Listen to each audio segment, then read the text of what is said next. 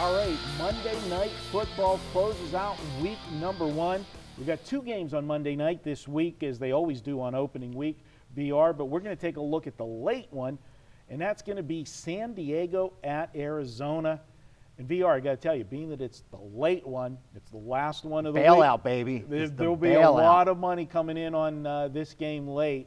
And, you know, human nature, public, they're going to look at, you know, when you got a TV game and you're looking to bail out, you don't want to sit there and be rooting for no offense. No. You want offense. And these are 2 teams that, perception-wise, you know, people think offensive-minded. 2 first-year coaches last year. Both teams, drastic improvements from the year before. You look at San Diego, they made the playoffs.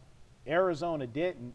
I think the better team missed out. Well, yeah, Arizona at the end of the season, I think, was a much better team than San Diego. Obviously, different conferences, but I think that Arizona was one of the best teams not to make the playoffs in recent years.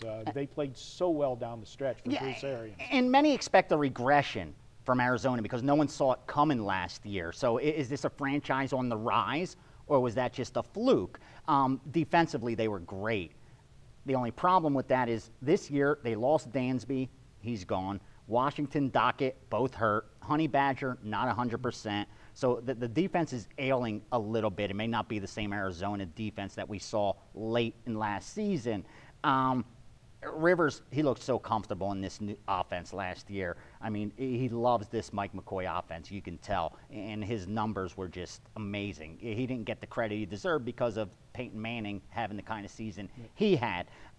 So I agree with you. These are 2 teams that last year probably exceeded expectations, record-wise for Arizona, San Diego, for making the playoffs.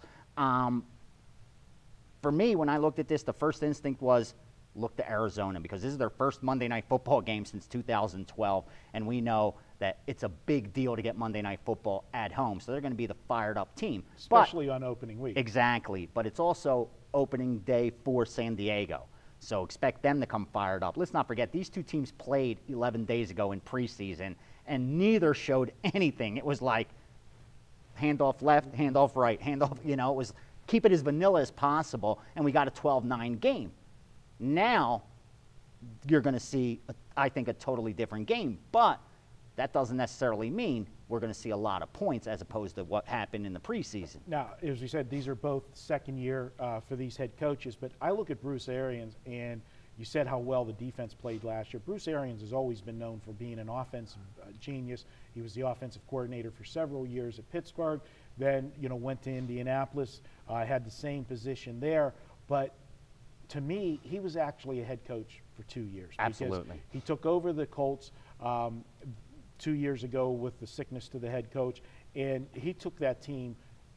They improved, and maybe, just maybe, it was more him at Indianapolis, because we saw he went to Arizona and took a team that has not been, you know, relevant in the NFL for a long time, and made them a good team. This team went 7-2 down the stretch last year, and those 2 losses, VR, both were by 3 points. At Philadelphia, and we saw how well Philadelphia played for their head coach first year, made an improvement, and a lot of people's pick, you know, to be the NFC team that's going to be a contender because they got such a soft division. And then the other loss they had was at home, the final game of the season, when they lost by 3 to San Francisco, which everybody felt San Francisco and Seattle by far were the 2 best teams last year at the end of the season, and it's a shame one of them had to lose, because I think the Super Bowl was the NFC Championship more game, or less, more so than the Super Bowl itself. But VR, you know what? This is my free play, so let's go ahead and make this one official. I look at this game, bottom line, guys, it's Monday Night Football, and as VR and I talked about, the public gets involved more in Monday Night Football than any other game during the week. You're going to get a lot of action on Sunday night as well, but Monday night is the last chance to get out if you're down for the week, and unfortunately, too many people make the mistake of over-betting the Monday night game because they're stuck. And it's human nature. If you put 100 people in a room, they don't know anything about handicapping, but you ask them, do you want to bet over or under on this game and sit and watch it with your money? More people are naturally going to go to the over because in their mind, they're never out of the game. where in reality, when you bet an under, you're winning the game, the entire game, until it hits that spot that it goes over. The reverse of it, when you're betting the over, you're losing the entire game until you get to that number. And people just don't want to sit and root for no points. So I think the odds maker on these televised games builds in a natural favoritism to the over a little bit. You're going to pay a price for it. And this number, I think, is too high. I think that these two teams are more ball control. Yes, they score points, but they work at it doing it. And as I said, the Arizona defense, much improved last year. They got some injuries to get started this season. But San Diego, when they were at their best last year, was playing ball control.